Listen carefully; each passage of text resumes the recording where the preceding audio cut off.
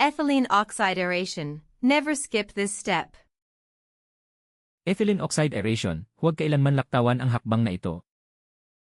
Theory. Teorya. The manual states that all items sterilized with ethylene oxide must undergo a strict mechanical aeration phase to remove toxic residual gas. Sinasabi ng manual na ang lahat ng bagay na inisterilisa gamit ang ethylene oxide ay dapat sumailalim sa isang mahigpit na mekanikal na bahagi ng aeration upang alisin ang nakakalason na natitirang gas.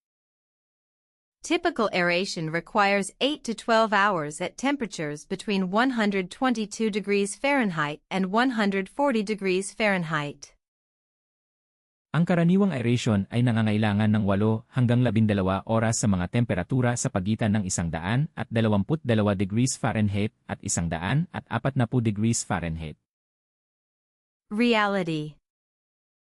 Katotohanan. In high-pressure situations, surgeons may demand the immediate release of an instrument before aeration is complete. Sa mga sitwasyong may matinding presyon, maaaring hilingin ng mga siruhano ang agarang pagpapalabas ng isang instrumento bago makumpleto ang aeration.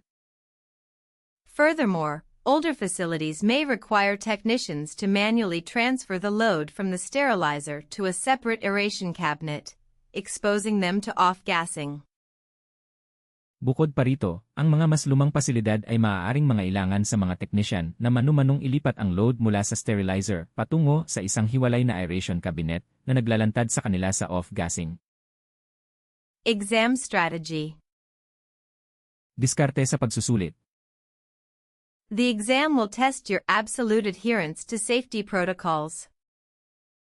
Susubukin ng pagsusulit ang iyong ganap na pagsunod sa mga safety protocol. Never select an option that allows bypassing or shortening the aeration phase for any emergency. Huwag kailanman pumili ng opsyon na nagbibigay daan sa pag-bypass o pag-ikli ng bahagi ng aeration para sa anumang emergency. If a question involves transferring a load, the correct action is to pull the cart, never push it, to avoid walking into the toxic vapor trail.